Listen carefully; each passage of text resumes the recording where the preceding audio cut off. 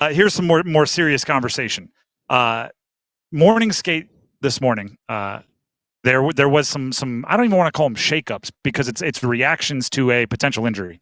But Jalen Chatfield missed Game 5 of the second round against the Caps after tweaking something near the end in Game 4. That's kind of the extent of the injury knowledge that we have. Was already battling something from our understanding even before that.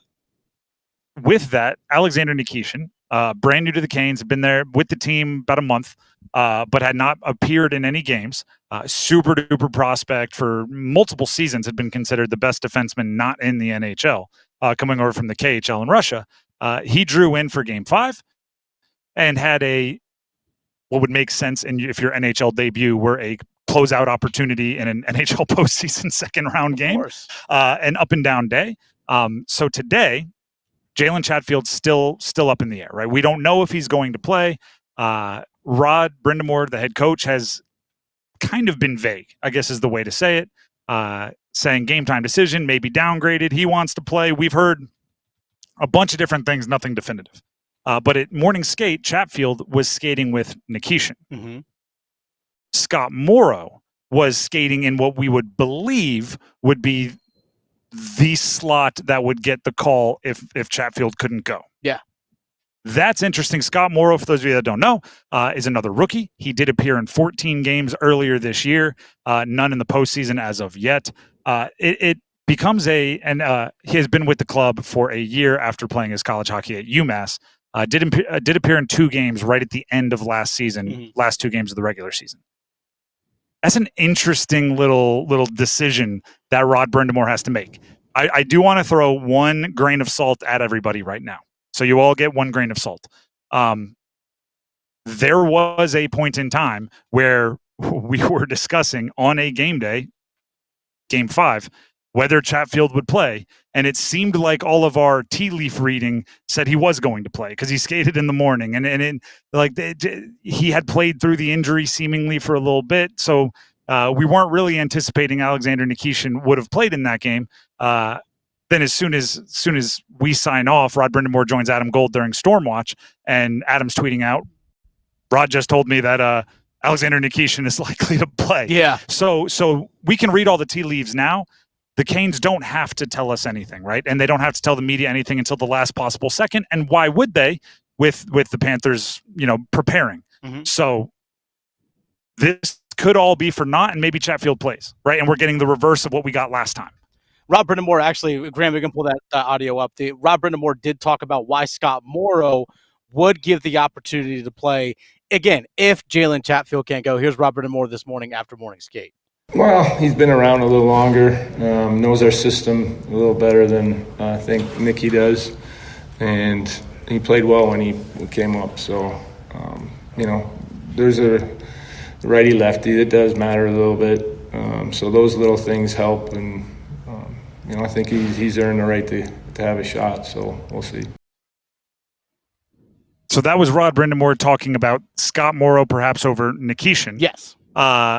That obviously all goes out the window if Jalen Chatfield is healthy enough, effective enough, and they decide to roll with the veteran, which I believe if he is anything near being Jalen Chatfield would be the logical answer. Here's Rod Brind'amour on Chatfield's status. More than likely. I'd still call him probable. We're still debating it. But I think it was a good sign that he was out there. And, whether he's, ready to go, that'll be determined here shortly, but good sign that at least he's out there with us.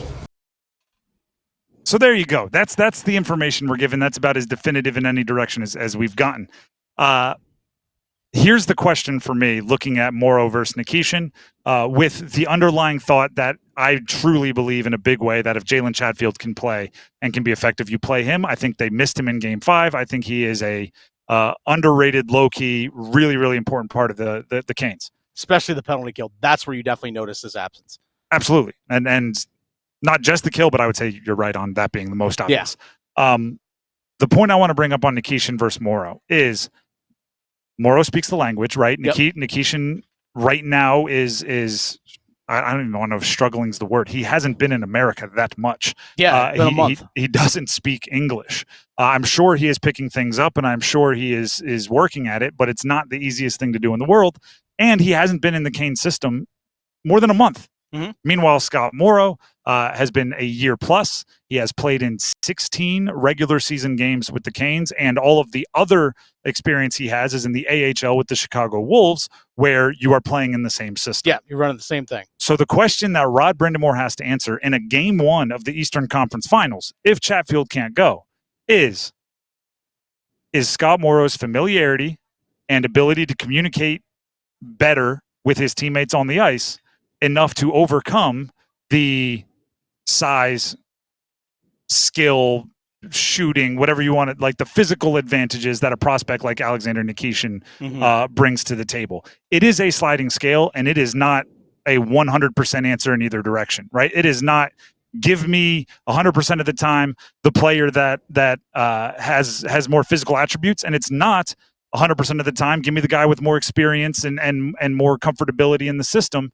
It's not that. It is maybe 57% one way, 43% the other, and you just have to live with that. And I also think the situation calls for different things. If this were a game 5 and they were up 3-1, I think you go Nikishin because we saw them make that decision last series.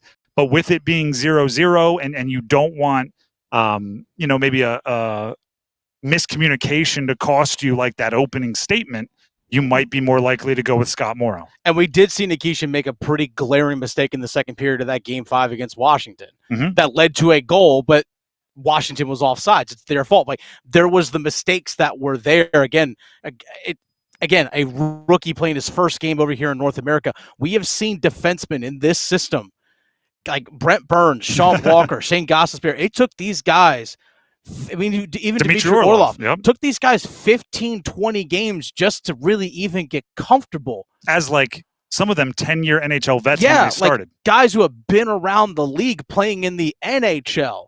Can't expect the guy who just moved over here 4 weeks ago from Russia, has only played in the KHL, is the highest level of competition that he's played, and expect him to come in and just be lights out. The prospect of him in the future, like next year and beyond, obviously higher than Scott Morrow. Though Scott Morrow's future is bright. Yep. Like, let's not downplay that either. It's not like we're putting. I believe they're both top 4 defensemen in the plans. Yeah, like Scott Morrow is one of their top prospects as well. Like, let's not lose sight of that. But you can't expect Nikishin to come in here and just be lights out right away.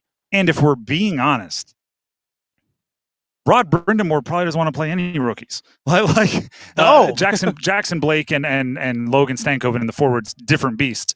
But, it's not like I'm sitting here saying Scott Morrow won't make a rookie mistake. If Scott Morrow plays, he's got 16 NHL games under his belt. Like, he's not a 500-game player. Like, they will both have their flaws in multiple ways, but it's about which one are you more comfortable putting out there? Which one are you more comfortable, I mean, quite frankly, having the puck on their stick in a 1-goal game in the Eastern Conference Finals?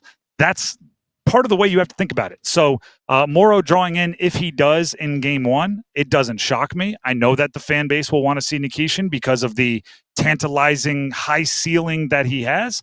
But if you look at it logically, you can make the argument for both sides. And getting them both a little bit of experience and then getting to decide that into the future, if you have to make that decision, is I don't think a bad move from Rod Brind'amour's part. I don't think so. You have 3 right-handed guys now as well with Morrow in there. And again, if he plays, and you give Nikishin a chance to catch his breath. You get like you got a taste. Yeah, you were there. You ripped off a 93-mile-an-hour hammer from distance. Like, we got you. We've seen it. Let's work on it, and let's let Morrow get in there and get his NHL debut. Not saying that's how it's going to be, but I see the logic if that is how it's going to be.